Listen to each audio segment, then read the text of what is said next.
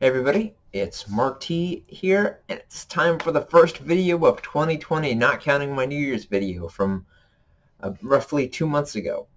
Hi, how's it going? And I realize I haven't done very much on my YouTube channel since. I'm not sure if that's going to change. I've been kind of on and off with what I want to do with my channel and everything else, but today I just thought of an idea, and I'm just going to do it. So, if you didn't know, I really like manga. I'm from Canada, so I only read English manga, obviously. I mean, I think that would be pretty obvious with the way that I speak, and I don't speak fluent Japanese, so that's kind of the whole thing. But one thing you probably didn't know is that I actually like collecting Japanese-only manga. Now, series that you can only find in Japan because either it just hasn't been completely translated if you want to read it online, or it just, you're just never going to get in North America unless for some reason, unless like people like Viz Media and Kodansha like go way back to the much older manga and want to bring it over. So I decided just to show you my entire collection. I don't have very much. I mean, I have a lot of one series, but very little of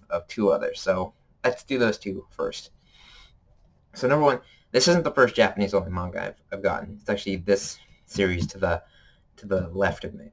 But this is a manga series called Mushrambo, and I found this by complete, like, not the manga. I found out about like the series in general by complete accident, looking through YouTube, and I found this anime that was, I think it might have been on Fox Kids or some other kids network within like the 90s and early 2000s, and it was called Shinzo. So I watched a few episodes of it, and I really liked it, and I was curious if there was ever a manga made out of it, and lo and behold, there was this. It was only a two-volume manga. I bought both of them, but I only got this one from a bunch of stupid things. I'll eventually get the second volume of this, but it was just, I liked it a lot, and it was a short two-volume manga, so I was like, what the hell, might as well get all of it. And again, it is proper. I mean, if you can tell from the cover itself, there's also just like, random page. Yeah, it's all in Japanese. So that's that. This one I like a lot more, actually. This is the most recent Japanese-only manga I bought. It's called Ino Battle, like I-N-O-U Battle. And I also have the Blu-ray of the anime right here.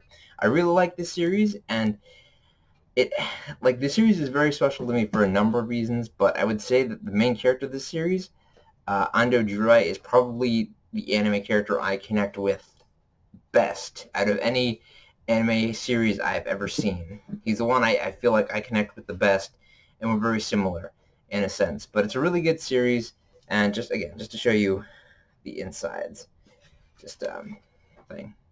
So this, I believe, only had 4 volumes of a manga. It had a longer light novel run, but because I made a decision a while ago that I mean, I want to learn how to read Japanese manga. In fact, I'd love to visit Japan one day, but again, the way things are right now, that's obviously not very possible. So I'm just trying to learn one step at a time, but I bought this Japanese manga more because I know it's never going to be translated into English, and I just want to own it because it's special to me.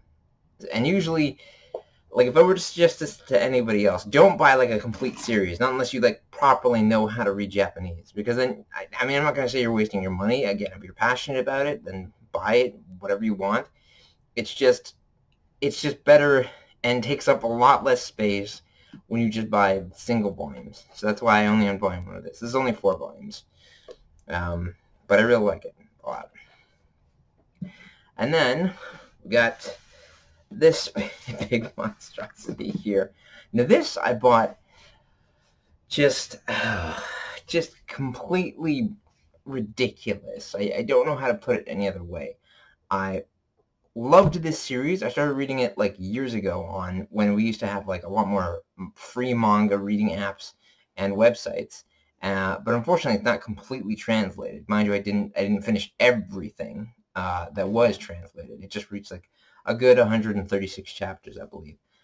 So I wanted this entire series. Originally, I was just planning on getting volume 1, but then I saw I could get the entire series in Japanese for a better deal. Now these books are used. These other two are used as well, but this is like a whole stack of them. So just get ready for this. Oh god, this is all 12 volumes of the Yaiba series. God, sorry.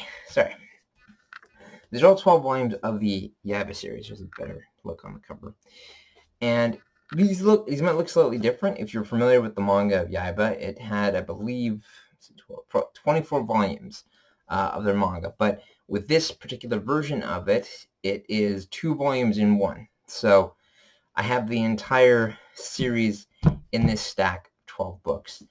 It does look pretty beat up. Again, I bought this used. But to be honest, despite being used, even if it's a little beat up, which really doesn't bother me. I mean, I got a great deal on this. I got all, like, the entire series for a very reasonable price. I think it was like $50 to $60.